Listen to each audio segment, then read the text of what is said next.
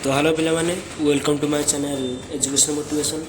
तो पिला माने आज आम देखा दशम श्रेणी 10th पिला मानकर 2026 बोर्ड एमआईएल पूरा सिलेक्शन क्वेश्चन आसी जाइए।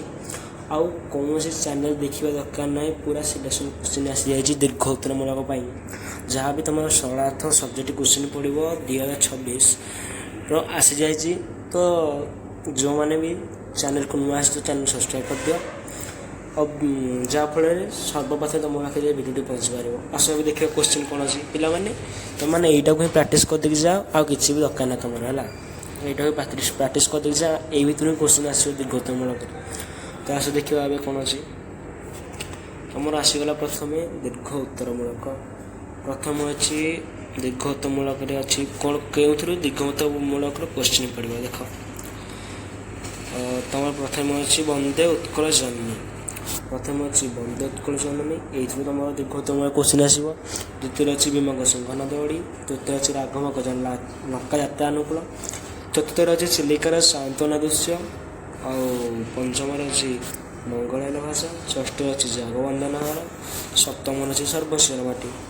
तो पिला तुम एति दीर्घोत्तरमूलक क्वेश्चन आसो।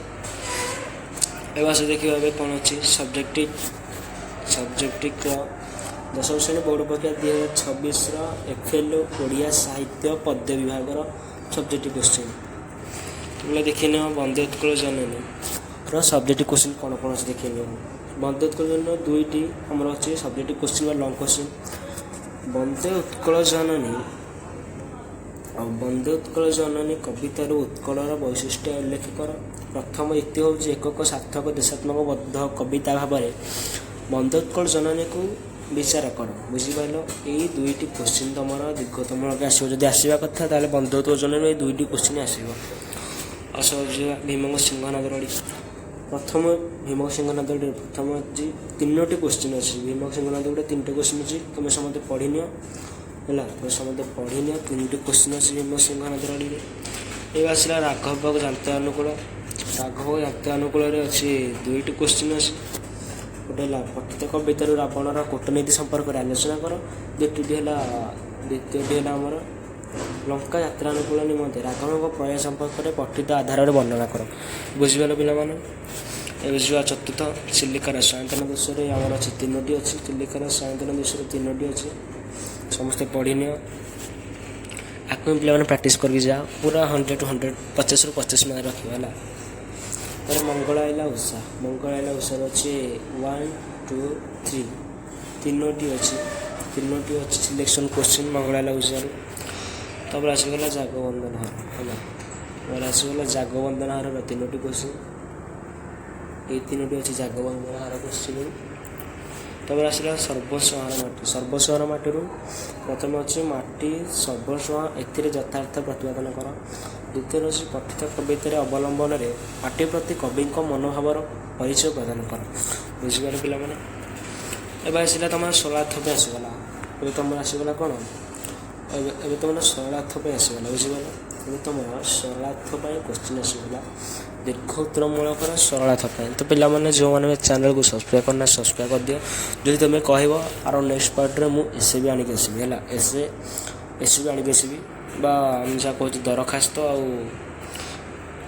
पत्र दरखास्त पत्र मुझे आनिक आसबि है। आस देखिए कौन अच्छी सरलार्थ अच्छी। प्रथम अच्छी वंदे उत्कल जननी, द्वितीय अच्छी भीमक सिंह नदवड़ी, तृतीय अच्छी राघव जात्रा अनुकूल, चतुर्थ अच्छी चिलिकार सायंतन दृश्य, पंचम अच्छी मंगलायन भाषा, षष्ठ अच्छी जागवंदनहार, सप्तम अच्छी सर्वस्वर माटी। बुझीपाल पिला FL ओडिया साहित्य पद्य विभाग सब्जेक्ट क्वेश्चन। बुझीपाल पिला FL ओडिया पद्य विभाग सब्जेक्ट क्वेश्चन सरलार्थ कौन कौन आसो देख। वंदे उत्कल जननी ये 3टी आसो। मोस्ट इम्पोर्टाट वंदे उत्कल जननी ये 3टी क्वेश्चन आसो। बुझीपाल पिला द्वितीय बुझा भीमक सिंह नदवड़ी, भीमक सिंह नदवड़ी तुम ये 2टी क्वेश्चन आसो सरलार्थ। जब आसो पूरा सिलेक्शन क्वेश्चन पिला पढ़ी देखी जाओ ଏବେ ଆସିବ ତୃତୀୟ ନମ୍ବର କ୍ୱେଶ୍ଚିନ୍। ତୃତୀୟ ନମ୍ବର ବିଷୟ ଅଛି ରାଘବ ଜାତୀୟ ଅନୁକୂଳରୁ ଆସିବ, ଏ ତିନୋଟି ଆସିବ। ବୁଝିଗଲେ ପିଲାମାନେ, ଦେଖିନେ ସମସ୍ତେ। ଚିଲିକାର ସଂବେଦନ ବିଷୟରେ ମଧ୍ୟ ଏଇ ତିନୋଟି ଆସିବ, ଦେଖିନେ ସମସ୍ତେ। ମଙ୍ଗଳ ଆଇଲା ବିଷୟର ଏଇ ଦୁଇଟି ଆସିବ, ସମସ୍ତେ ପିଲାମାନେ ଦେଖିନେ।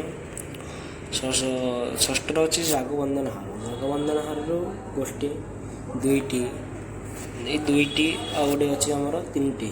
ଲକ୍ଷ୍ୟ ଶଣିତେ ଲକ୍ଷ୍ୟ ଜୀବନେ ଖେଳାଥ ଆଲୋକ ଧାରା, ଏଇ ତିନୋଟି କ୍ୱେଶ୍ଚିନ୍ରୁ ଆସିବ। ବୁଝିପାରିଲ, ତିନୋଟି ହିଁ ଭିତରୁ ଆସିବ ଗୋଟିଏ। ସପ୍ତମ ଅଛି ସର୍ବ ସହର ମାଟି। ସର୍ବ ସହର ମାଟି ଗୋଟେ, ଦୁଇଟା, ଏଇ ଦୁଇଟା ହିଁ ତୁମର ସିଲେକ୍ସନ୍ ଅଛି।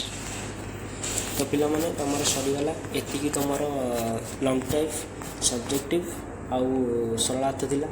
ତ ପିଲାମାନେ ଯଦି ତୁମେ କମେଣ୍ଟ କରିବ ତାହେଲେ ମୁଁ ନେକ୍ସଟ ପାର୍ଟରେ ତୁମର ଆଣିବି କ'ଣ, ପତ୍ର ଲିଖନ ଓ ଦରଖାସ୍ତ, ପତ୍ର ଲିଖନକୁ ଦରଖାସ୍ତ ଆଣିବି।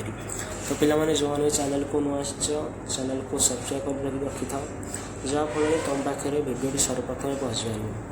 ଯେଉଁମାନେ ଚ୍ୟାନେଲକୁ ନୂଆ